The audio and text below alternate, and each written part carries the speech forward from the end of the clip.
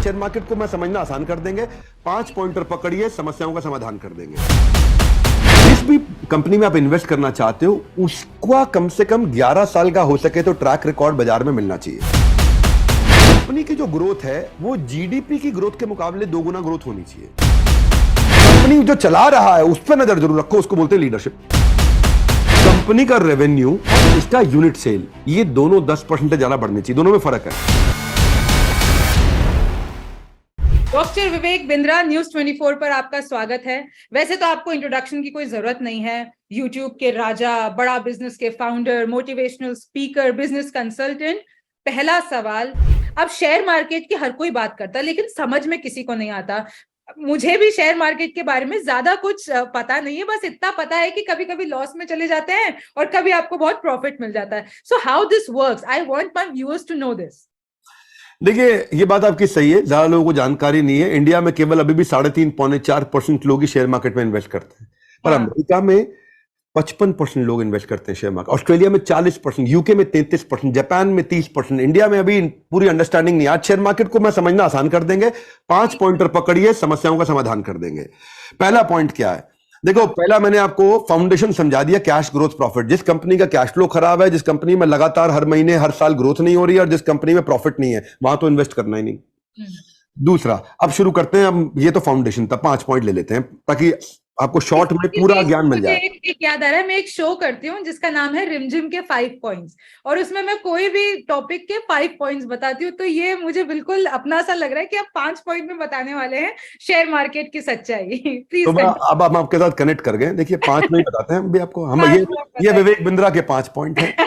तो पहला पॉइंट है, जिस भी कंपनी में आप इन्वेस्ट करना चाहते हो उसका कम से कम 11 साल का हो सके तो ट्रैक रिकॉर्ड बाजार में मिलना चाहिए।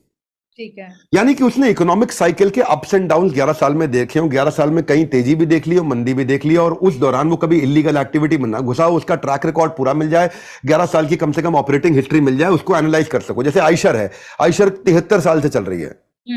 तो अब अगर आज से 11 साल पहले देखोगे, वो 135 पे ट्रेड कर रहा था, आज 3000 पे ट्रेड कर रहा है। तो आपको समझ में आ गया भाई, ग्रोथ है। ब्रिटानिया देखो, 129 साल पुरानी कंपनी है, 130 साल पुरानी कंपनी है। 2011-12 में वो उस समय वो 200 रुपए पे ट्रेड कर रहा था, आज 4200 रुपए पे ट्रेड कर रहा है। तो आपने पिछले कुछ सालों में अगर चाहते हो एक पॉजिटिव आज, तो याद रखिए थोड़ा 11 साल का इतिहास।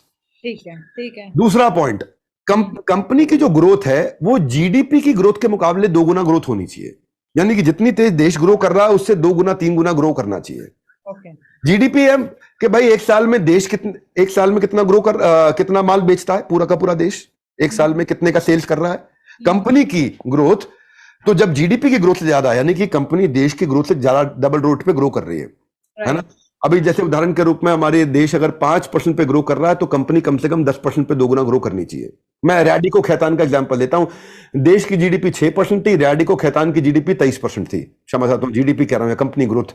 तो देश ग्रो कर रहा है 6% पे, रैडिको खैतान ग्रो कर रहा है 23% पे, और 11 साल से ग्रो कर रहा है, तो इसका मतलब भैया कंपनी ठीक है।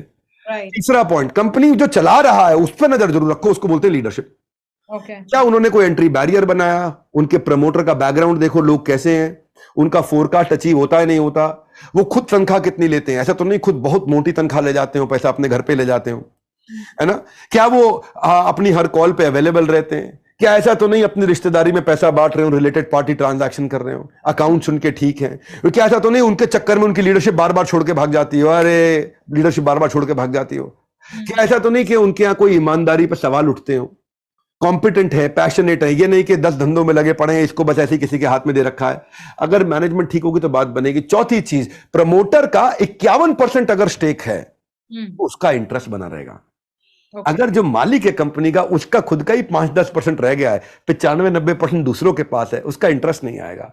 अगर उसके हाथ में कंपनी की हिस्सेदारी आधी से ज्यादा है, 51% से ज्यादा है, तो इससे उसका फोकस बना रहेगा, हर एक्टिविटी पे ध्यान देगा, विजन लोगों को समझाएगा, बड़ा मोटिवेटेड रहेगा और डिसीजन खुद लेगा। नहीं तो अगर 7 अलग अलग घोड़े अलग अलग दिशाओं में एक रथ को ले जा रहे हो तो रथ उल्टा होएगा ही होएगा। तो डिसीजन लेने वाला एक ही इंसान हो। 5वां पॉइंट, जैसे रिमझिम के 5 पॉइंट, मेरा 5वां पॉइंट, कंपनी का रेवेन्यू और उसका यूनिट सेल, ये दोनों 10% ज्यादा बढ़नी चाहिए। दोनों में फर्क है। मान लो डाबर कंपनी है, उसके जूस के डब्बे ग्रो कर रहे हैं भाई, पिछले साल बेचे थे 100 डब्बे, इस साल बेच रहे हैं 105, तो वो 5% ग्रो किए। रेवेन्यू पिछले साल 100 था, इस साल 110, वो 10% ग्रो किया। हम कह रहे हैं दोनों ग्रो करने चाहिए, क्योंकि इसमें चालाकी हो सकती है। बट डब्बे ज्यादा नहीं बिके, लेकिन महंगे करके बेच दिए, या हो सकता है डब्बे बहुत ज्यादा बिक गए पर सस्ते करके बेचे तो रेवेन्यू नहीं आया, है ना। आपने 10 रुपए के जूस को 7 रुपए का बेच दिया तो बहुत ज्यादा लोगों ने ले लिया, लेकिन रेवेन्यू 30% कम हो गया। तो बात यह है कि कंपनी का दोनों चीजें बिकनी चाहिए। जैसे मारुति सुजुकी है, गोदरेज कंज्यूमर है, इन लोगों का हर साल यूनिट, उनकी गाड़ी मारुति की और टोटल रेवेन्यू, ये दोनों 10% ज्यादा ग्रो करता है, तो इसलिए सेफ रहता है।